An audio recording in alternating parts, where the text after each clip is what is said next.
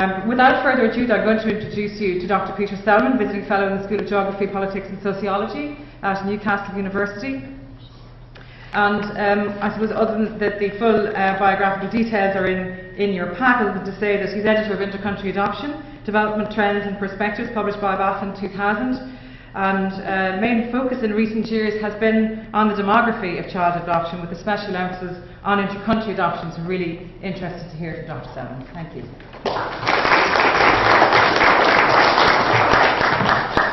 Well, thank you very much for being here. Thank you for inviting me.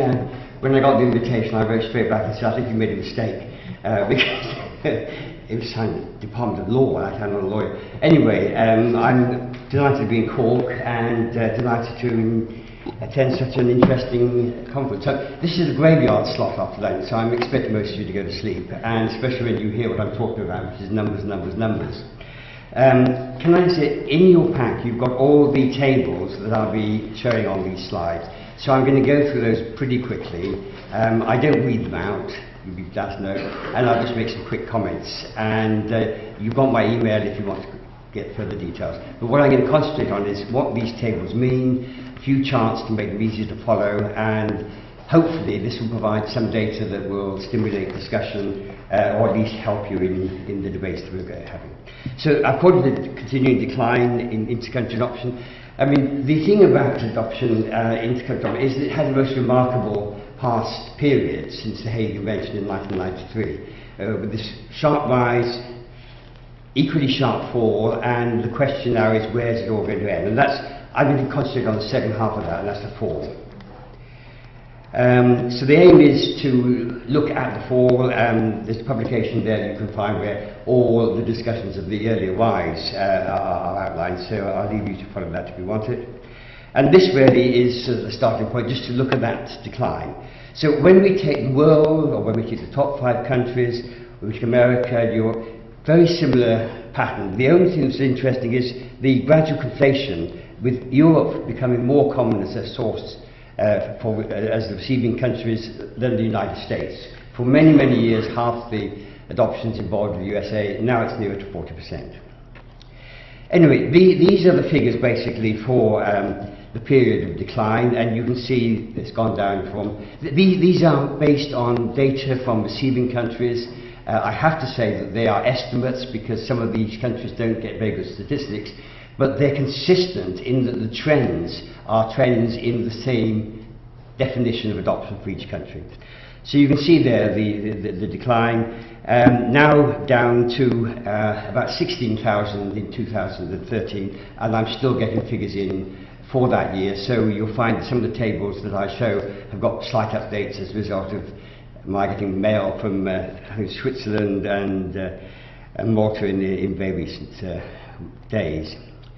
So let's have a look at the top countries, and I mean, the interesting thing here is that although in the end they're all going down, there are some different patterns, and the most remarkable one you can see there is Spain, which, starting from a very low point, became the dominant second country for a short period of time, and now has gone right back. And Italy has gradually taken over as the second most important destination country. So those are the countries that matter in terms of sheer numbers. However, I've also put in some of the smaller countries, and I hope Ireland doesn't mind being put in with the 4 Nordic states, but these include some countries that are not dissimilar in size to Ireland, and therefore gives you some indication of where things lie. And there you see that Ireland's numbers are very similar to those in Finland and Denmark, but they've been going down very sharply recently. So let's think a bit about trends. So the numbers rose very sharply in the 1997 to 2004 period, and the point I want to make, I'm trying to keep Ireland in reference here. Ireland, after Spain, experienced the largest rise in intercountry adoption in that period, and I mean that's caused problems for Spain, and I assume also for Ireland, in that the country was not ready for that sort of rapidity of change. And also what comes up must come down, so that the sharpness of fall that is constantly commented on in Ireland is partly because of the artificial sharpness of the rise. Italy, in contrast, was growing until 2011, now it's coming down, but has maintained a much smoother pattern over those years. So if we look at the actual change of this decline, so I've taken here the period 2004 to 12, there you can see that in terms of percentage decline, Ireland has indeed had the largest percentage decline. And in contrast, at the bottom, we've got Italy, that actually is receiving more children in 2012 than in 2004. But the general pattern is quite clear and down there. And this is looking at the more recent changes. These are data that have just come in the last few months.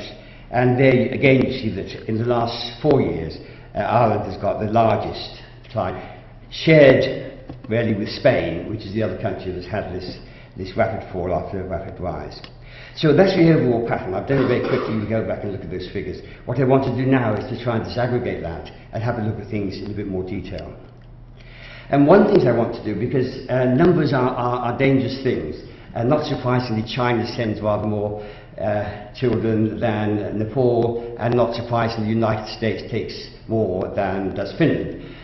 But you can get some feeling of the impact if you standardise those figures. And so what I've been doing, and you find many publications I've done, is to look at this in terms of, for example, the number of adopters per 100,000 population. That gives you some idea of the pecking order. And also, I've started more recently to look at it in relation to the number of births. The advantage of that is you can do it for sending and receiving countries. And in 2004, where the story starts, Norway, Spain and Sweden were right at the top. Ireland was pretty close to them. So in terms of size, Ireland was doing very well. Right at the bottom was the UK. And here's some of the figures over that period. So Ireland, round about 10 in 2004, maintained in 2008, so it looked as though that was going to be the permanent, but then it suddenly collapsed to 2.6 in 2011, and it'll be less than about 1 now in 2013. UK, meanwhile, right at the very bottom. And the US, although it takes so many, is actually quite a long way down in terms of the relative impact. At its peak, Sweden, for example, and the peak for Sweden is going right back to 1979-80. At that stage, for every 100 children born in Sweden, there were 2 coming in from other countries. And that's about the highest that we've seen in terms of the receiving. You can do the same, and I'll show that later on, for the countries that are the source of children. I thought it was also be interesting just to remind ourselves of the changes in those countries that were countries of origin, source countries, all sorts of words you can use, none of them ideal. But if you go back to the 1980s, Korea was right at the top. This was the dominant country. And by the time you come to 2030, Korea has disappeared. Korea's gone out of the top 7. And of the ones that are there, India also has gone. Colombia is still just there. And the Philippines is just there, but that's it. So major transformation. And if you look back at the history, you have a period in which Romania suddenly becomes the dominant country in the early 1990s. In more recent years, China has inevitably dominated, but I'll show you again in a minute the limitations of making that judgment about China. So that's the pattern that we've seen in terms of where children are received from. And these are the figures for 2003 to 2012, and I've put in red there the peak points of each one. So China peaks in 2005 and has gone down very dramatically since. Russia has been going down steadily and equally sort of dramatic fall. Ethiopia, from virtually nowhere, suddenly rises, and then is also falling, a point that I think Nigel was making this morning. And Guatemala is another case of a country which suddenly became very, very dominant and then virtually stops because of the corruption that was in it. Korea steadily going down, and I'll say a little bit about Korea in a minute. So this again is a chart showing the rise and fall of those countries and the virtual elimination of Guatemala. But those are the 4 countries that sent most children over that period. We're also talking quite a lot about changes in the nature of the child. When is a child a child? When is an infant an infant? These are the latest figures. It's very hard to get really worldwide figures on age. These are figures taken from the European agencies, and they give you some idea of this period, 5 to 10. And there you see, I mean, Korea and South Africa dominated right the way through by young children, although in both cases going down. At the other extreme, Brazil, from the mid-2000s right up to the present, almost entirely sending older children or children who are in sibling groups or have special needs. So big difference in terms of age. And that at times has led people to make decisions about countries in terms of the sort of child that was going to be available for adoption. Gender changes much less, but I thought I would put this up because it's a reminder of the fact that China has changed dramatically. There was a time when China, everybody was young, and if you look at the worst of the American agencies, you see all these things about beautiful Chinese dolls and that you could get. And now suddenly we've got a situation where, at least in the Eurodoct countries, there's been a big change towards less than half of the children being girls, having been 94%. It's interesting also to notice at the bottom that Korea has, for the last 10 years, been sending almost entirely boys, and that is because there's a preference in domestic adoption for girls. There's great consciousness of the importance of lineage in Korea, and you don't want to adopt, if you don't want to adopt a boy because you might have a boy of your own, and the question would be about who's the true heritor. So this is adoption is second best in Korea. The continents also, I mean, these are very crude things, but I think it's important to see the importance of Africa, which I'll be talking about later on. Asia has been the dominant source right the way through, but it's been going down. Europe, again, starting in 2003, has been going down as Russia's gone down. Latin America had its peak in 2007 with Guatemala, but Africa has steadily moved up, and so Africa now is second most important continent after Asia. So now I'm going to just rip through those continents very quickly and just look at some individual countries within those. Asia has been the dominant source for many years, but it's the largest continent, so that's perhaps not surprising. And since the late 1990s, China's been the dominant, and the figures now, it's got 135,000 children have moved from China to developed countries, and it's still is less than have come from Korea over the period since the Second World War. At one stage it looked as though China was going to go up and take over from Korea. Now it's going down, and may never. I mean, my suspicion is that China will stop before its numbers get as high as Korea. And Korea over this period has sent, since 1950, has sent 165,000. So let's have a look. This is just a quick glance at the two biggest countries in terms of children, and you can see the Korean story is one that goes here with and there's sharp rise in China more recently, but those are the two dominant Asian countries, and these are simply some more detailed figures about adoptions from Asia. And you'll find there the data on Vietnam and the numbers going up and down very dramatically there. Whereas other countries have been very stable. Philippines is notable for having kept a very similar pattern. Result is that it's been much easier for Philippines to get some sort of control of what's going on. The countries that go up and they suddenly stop, that's where you get trouble. And it really does mean a lot of children suffer, a lot of adopters suffer in waiting and expectations, and it's usually a sign of something pretty bad. This is a more detailed look at China. I've done that so that we can see how modest the numbers coming to ours have been in that respect. And the USA has been the main source, main destination for children from China.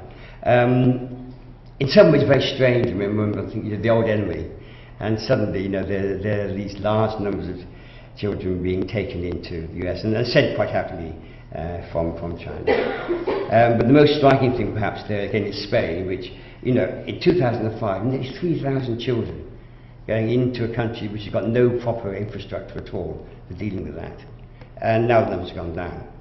But Spain's figures are quite remarkable. And nobody really knows why Spain was such an attractive source, place to send children from China. There it is. So as I said, if the numbers had continued, it would be outstripping Korea. Now it looks as though it never may be. But things have changed, and especially the change in gender and in age. This is the actual full story of the sex ratio changes over time. I'll pause a little bit more on this one because it's quite interesting to have a look at more recent things where we've got some data finally from China in relation to domestic adoption. China's always had quite a lot of domestic adoption. There's also quite a lot that's not recorded. And so, I mean, to put in perspective, although the numbers in general world terms from China appear so large, there's actually always been a very substantial domestic adoption. And that's now led to a situation where China has got so many people wanting to adopt their young children, healthy children, that there really is no need for them to think about an international market, other than for special needs children, which I'll come on to talk about later on. Let's look at some other Asian countries. There's the story of Korea, steadily going down. I mean, Korea at the start there is 2,500. If you go back to the 1980s, Korea was sending at its peak 9,000 children a year. This is a relatively small country, similar in size to the UK, 9,000 a year. And that was about half of all international adoptions from this one country. You again see there the ups and downs of Vietnam and the solidity of the Philippines pattern. Korea, I mean, if anybody hasn't, I mean, it seems to be very much in the past now, but whenever I talk about this, and whenever people say, well, isn't it about time that inter-country adoption ended? I think, well, probably it is. But, I mean, there are 1 million people out there who've gone through this system, and they're going to be around for a long time. Most of those are now adults, and their voice is very powerful. And the most powerful voice is the voice of the Korean adoptees, who have now gone back in quite large numbers to Korea. They have a reunion every 2 years. I went about 4 or 6 years ago, and this was quite an amazing experience for me to suddenly be in a context where I was the outsider. And I remember one parent was saying, "Now you know what it feels like." To be in a conference with 800 adoptees from different countries, all of them delighted to be in Korea, but some of them very apprehensive not having been back before. We ended up sitting outside the conference protesting against the Korean government's treatment of birth mothers. And they use birth mothers there, they're quite happy with that term. It was a very moving experience to see that. They let me stay into most of the discussions, although it was meant to be a sort of private. And again, Jane Cheng said to me, I said, well, why do I come in? He said, Peter, we're so used to being rejected, we can't reject you. And so, you know, that was again, the sort of the insight into what it suddenly meant. And the feeling of some of those people, they felt at home, you know, for the first time, because it's not about it being in Korea, it's about being with other adoptees who've gone through the same experience. Anyway, the numbers are finally going down, and the figures from Korea in 2013, these are the Korean figures, were 236.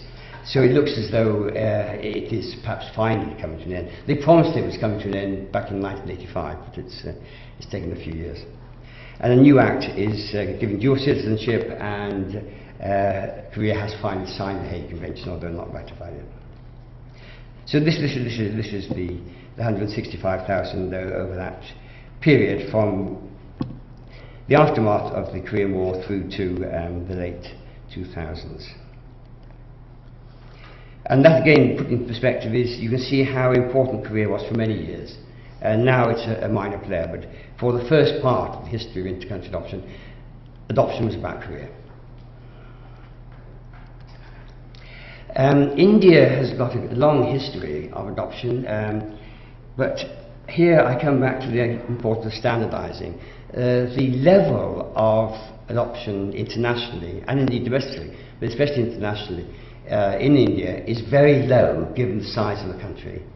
A huge country with a very large number of so-called orphans, very few being placed for international adoption. And yet, even in that very small number, an extraordinary amount of corruption and things going wrong, despite India early having ratified the Hague Convention, and India appears on paper to do things right, but a lot of very, very sad things have happened there. So these are the Indian figures, and again you can see a general downward trend there. These are the figures from Vietnam, which we've talked about quite a lot, and you can see the sort of the 00s for USA, Sweden, Ireland, while other countries are quite happily continuing with larger numbers. And so the numbers have fallen quite substantially in 2012. They're slightly up in 2013.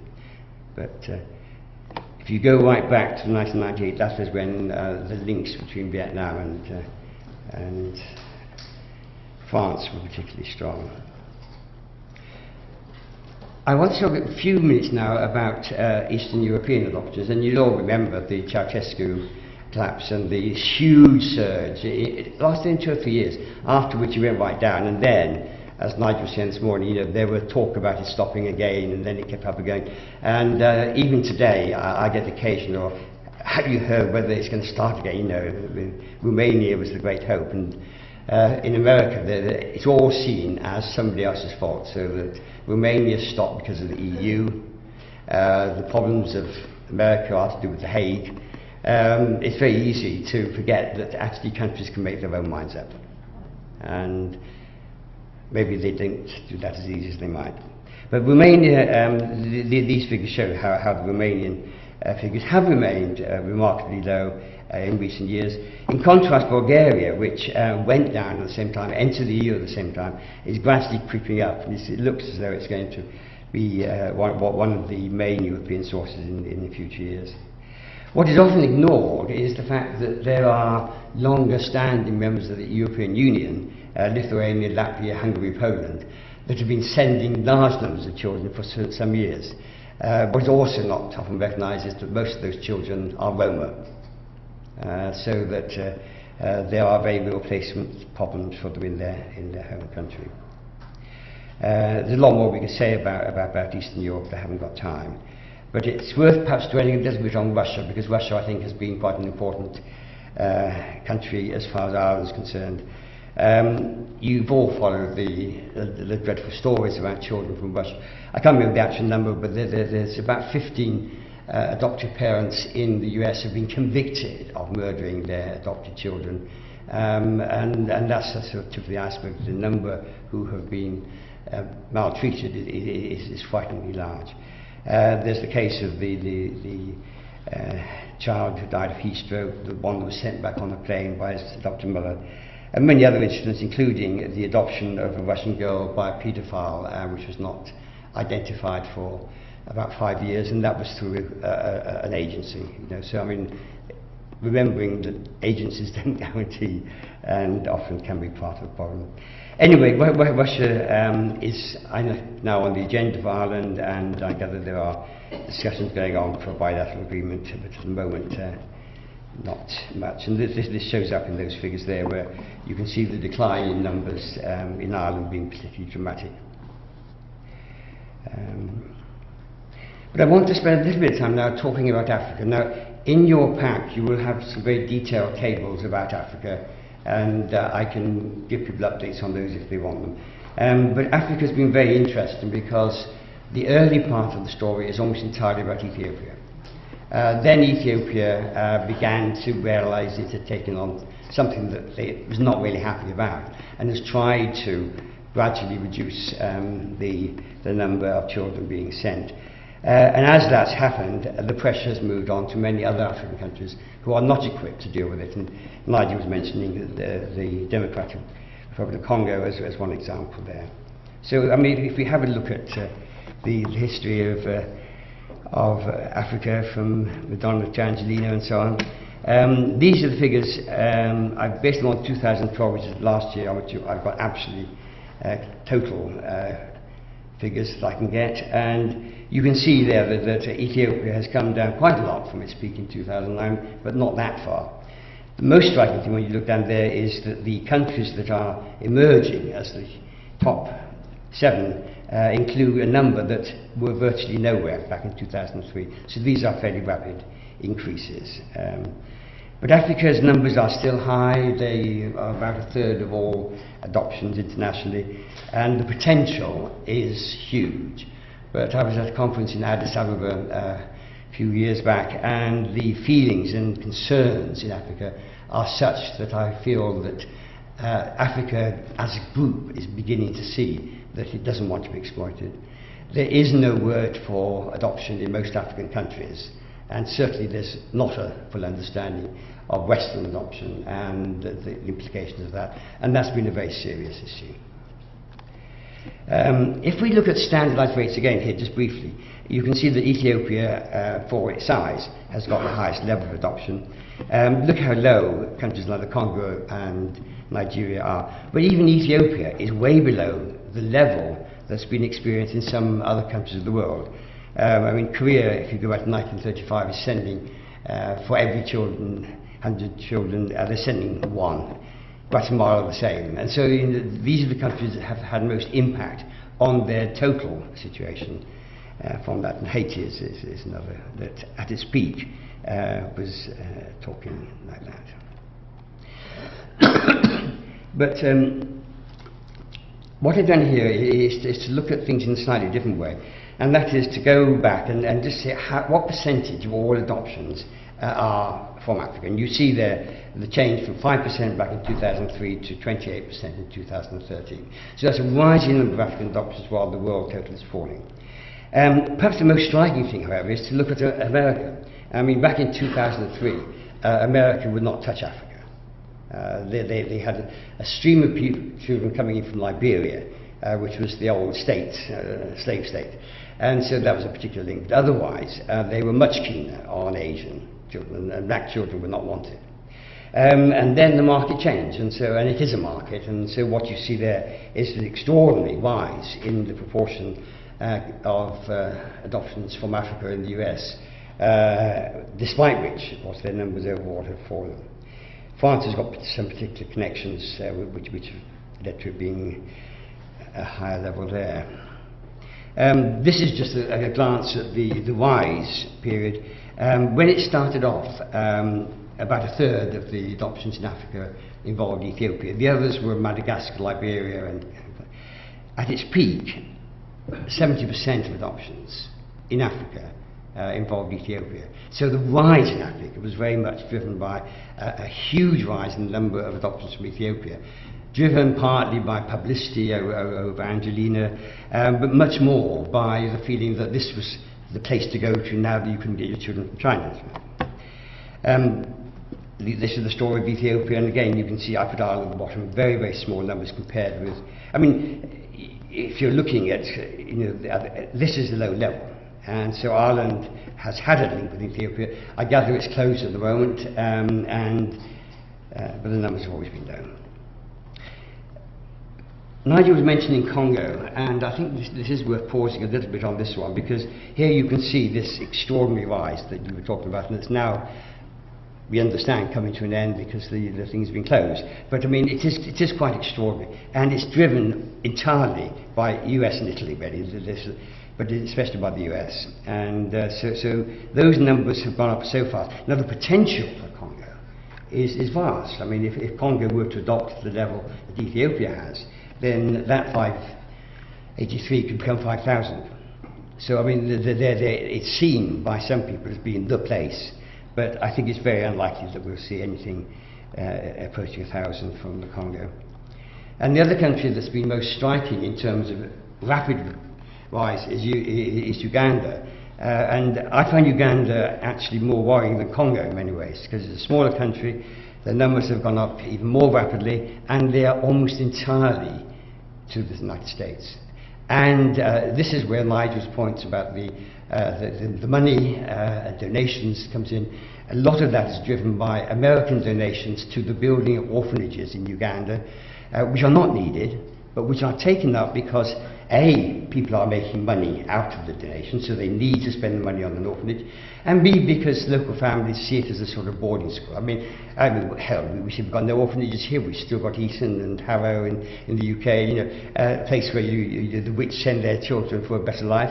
And out of that has come then a trade in children, so that the adoptions involve those orphanages getting the donations and guarantee that they will continue to get donations.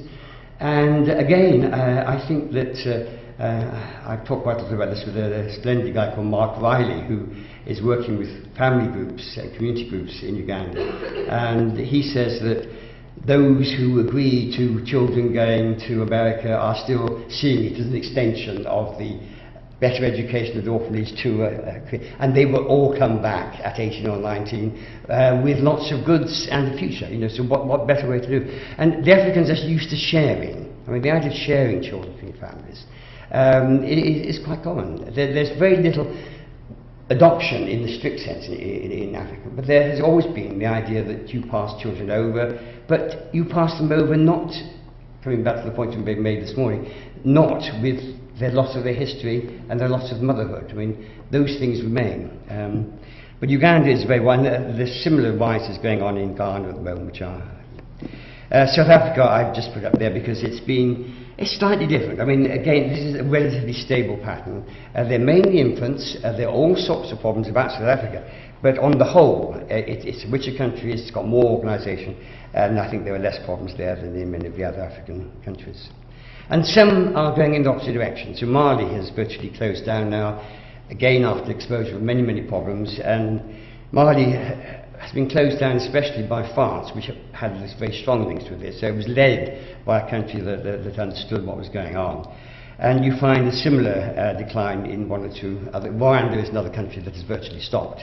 And again, it stopped because of concern about the corruption that was going on. And I think this is quite promising to see African countries beginning to look at what's happening and realising when things are going badly wrong. And I was very heartened by the conference of the African Child Policy Forum. The danger is that some good options may be lost as well, and there can be some important ones. But I mean, Africa's all over the place, some up, some down, and there's certainly no logic as to which countries. It's not that some countries need adoption and others don't. For a long time, Latin America was the important area. So if you go back to look at the early pre-Hague discussions about inter-country adoption, one of the first moves towards trying to get some sort of organisation came from Latin America, and that was a very important precursor.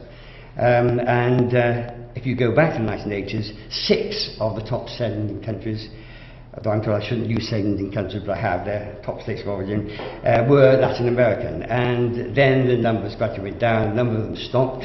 There were countries there like El Salvador, which have virtually ended. And then we had Guatemala, which was quite bizarre, and we had Haiti, and the issues about both of those countries that are very worrying. Brazil has had a fairly stable pattern of sending children, mainly older ones, and Chile, El Salvador, many others are sending very few now. So this again is a quick look at Latin America. For anybody who wants the detailed numbers, there's Guatemala, rise and fall, Brazil fairly steady, Haiti with a high number in 2010 for reasons that Nigel already talked about. And these are again the graphs showing the general pattern in South America. Just to dwell a little, I mean, Nigel touched on this, but I think it is very important to look always at Haiti, because it really was a quite extraordinary and frightening episode, I think. If you look at the figures, I mean, there's a huge number of adoptions in the 2 or 3 months after the earthquake. They weren't expedited, they were taken out. And now it's stopped. So again, you know, there's a huge number of children taken out who shouldn't have been taken out. Others who probably might have benefited are not benefiting because there's so much worry about the whole system. So, I mean, a lot of, I mean, these are the actual figures. And what is interesting is it's almost entirely dominated by those 4 countries. And although if you talk to people in many countries, they will sort of say, oh, well, Spain, Italy, you know, Spain and Italy took no children from Chile because their law doesn't allow it. Right, that's right, my mind's going. So they don't allow the adoption of children after something like a tsunami or the earthquake.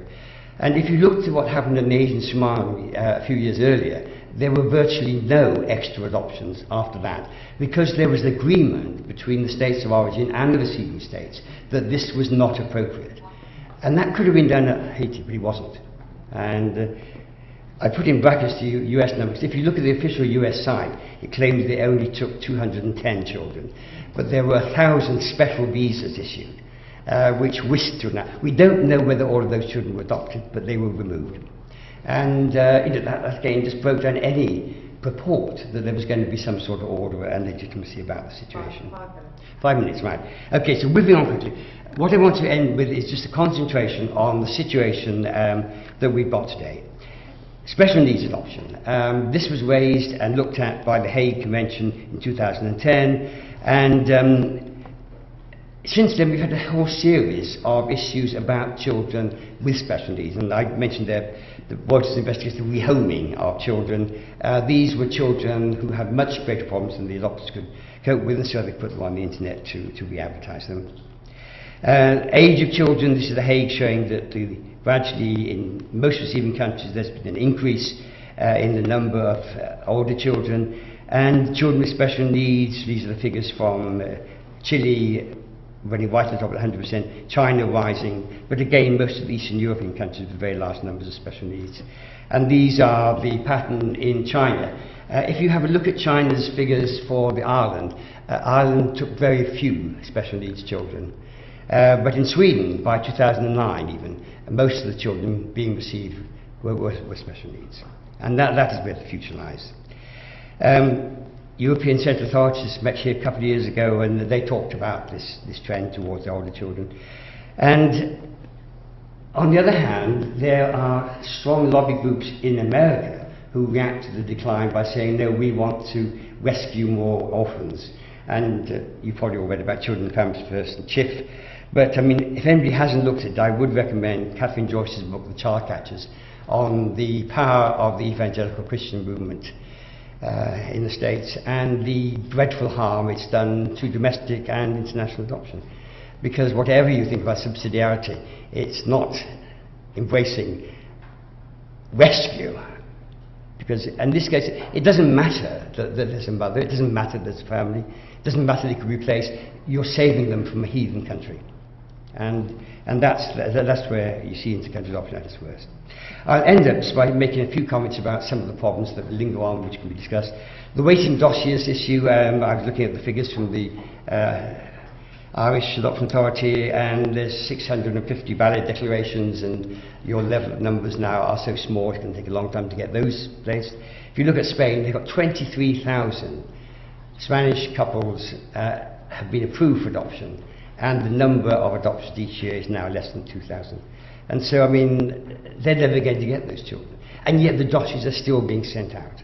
And that's absolutely great. There's got to be some sort of understanding on the importance of not bringing pressure onto the states.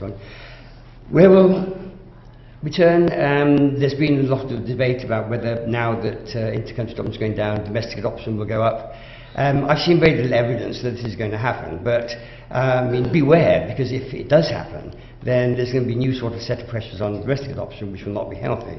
And so, I mean, it's a very difficult pattern to develop. And finally, Niles and I just come back from a conference in The Hague, looking at the possibility of a new convention in the future on cross-border surrogacy.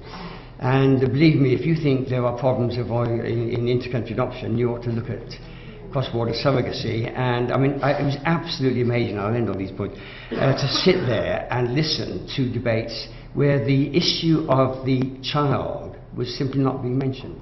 There was much more sympathy for the surrogate, for the carrier, than for the child. The child was, and what would the child be told? Would the child be told? Oh, well, it doesn't. You know, there's so much that could go wrong there that I find that very frightening. But there's no doubt that that will be where a lot of people are turning as the numbers from inter-country adoption go down. So, sorry about that very, very rushed presentation. Thank you for listening. If anybody wants any more details, email me at the number below.